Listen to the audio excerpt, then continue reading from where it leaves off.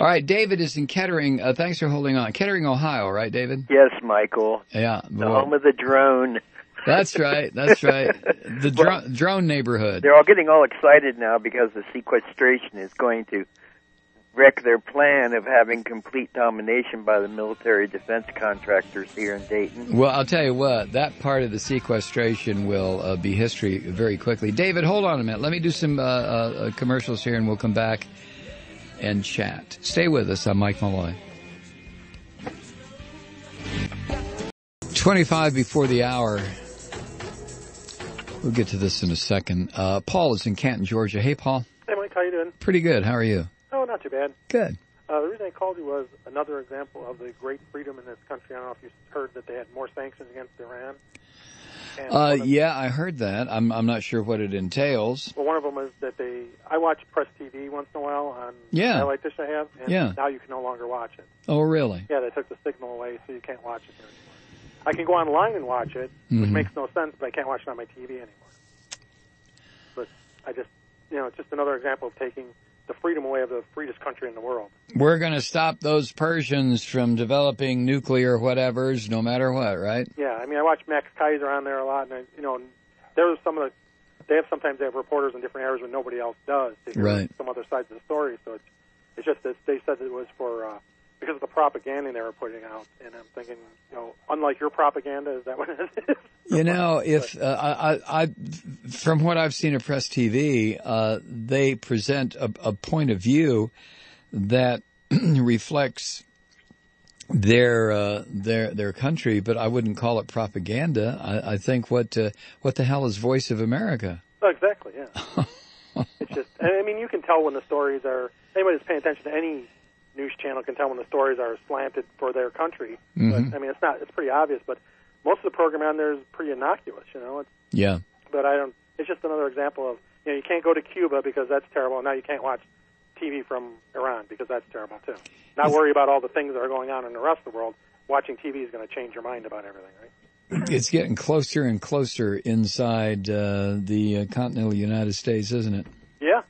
And another quick thing for you real quick was, I was thinking about all the people that always, this is more for church night, but for the religious people that come up to me in the stores and talk about how, who made that car you're driving? It didn't just didn't appear out of here. Someone had to make it, so, God had to make the earth. And I was saying to them, another example for them is, well, then who made God?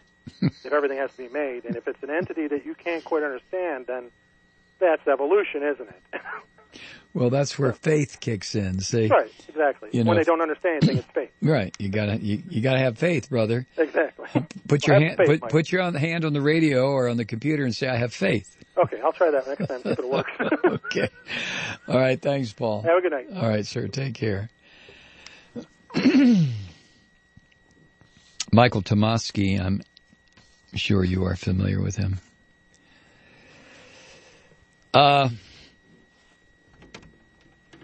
We're less than a month away now from the sequester, Michael writes, the beginning of the deep budget cuts that will kick in automatically if President Obama and Congress don't come to a budget deal. I have a news flash for you. There's not going to be any deal in the next 25 days. And here's another news flash. If the Republican tug-of-war between those who want to protect the Pentagon and those who want to cut spending and damn the consequences, it's looking like the latter are winning. If they get their way, it's also almost certain that the austerity the cuts induce will cost a lot of jobs and hurt the economy. So the only thing for Barack Obama to do now is start agitating to make sure the American public blames the right culpable party here. First, a little information on the cuts and their predicted impact. Those across-the-board cuts to defense programs and domestic discretionary programs, not to Social Security and entitlements, would start to take effect March 1st, which the parties agreed to in the fiscal cliff deal. Over the next 7 months, this would mean $55 billion in defense cuts and $27 billion in domestic cuts. Those are pretty steep cuts.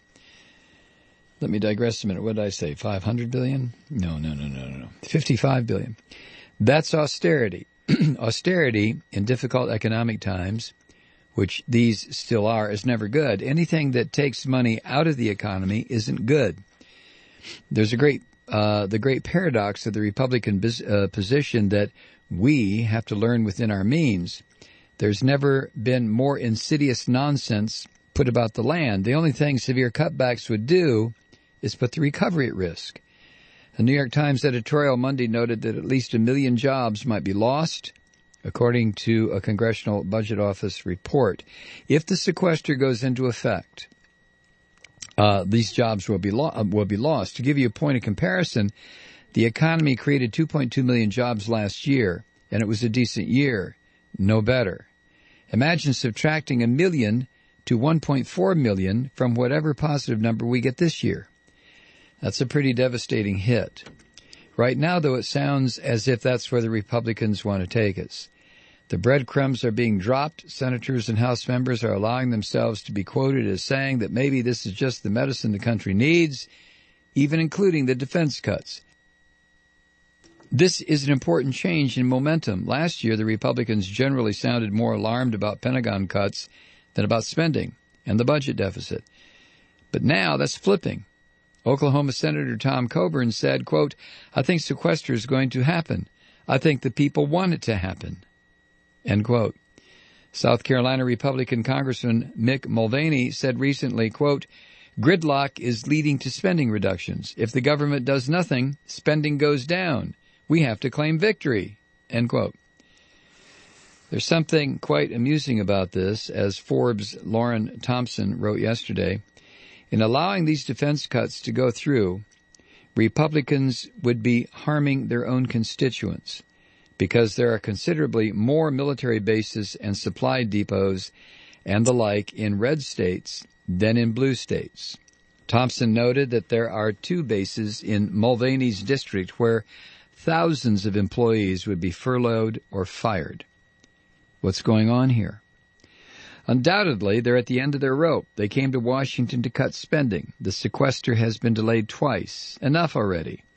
This would be understandable if their positions weren't so economically thick-headed.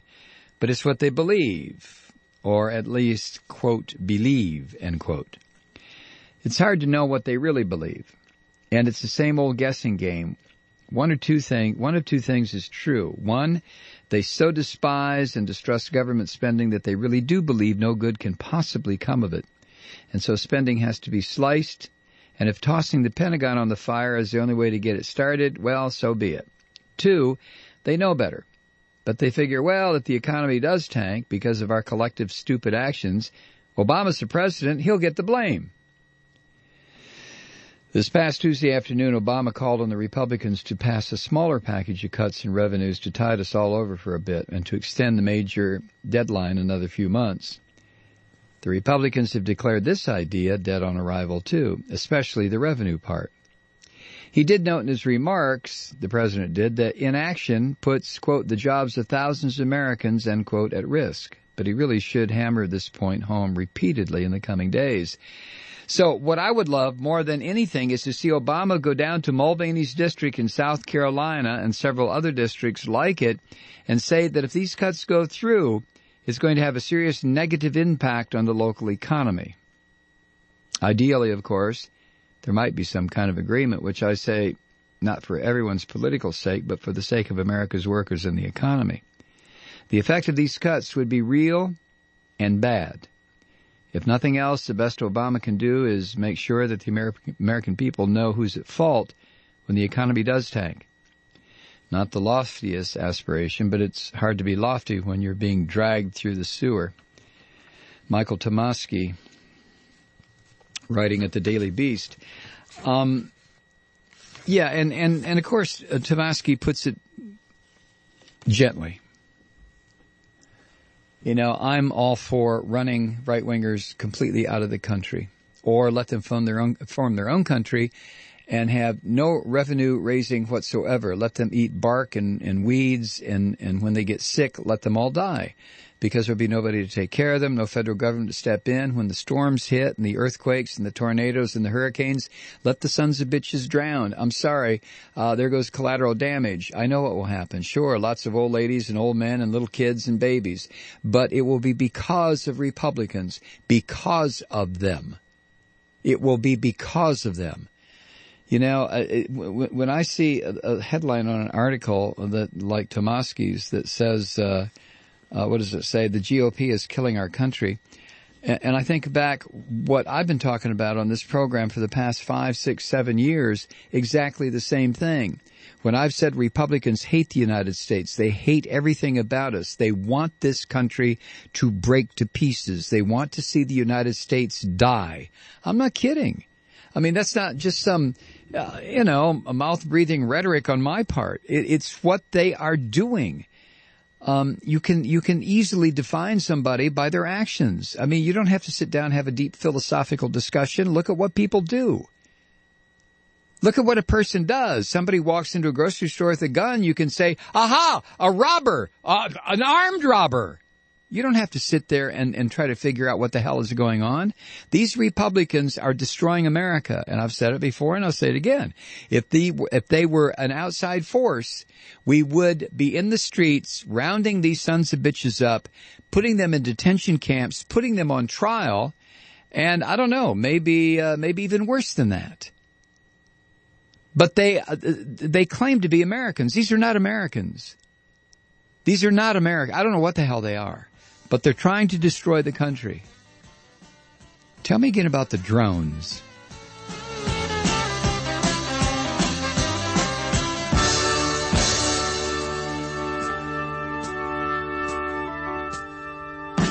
Sign said, everybody welcome, come in, kneel down and pray. But when they passed around the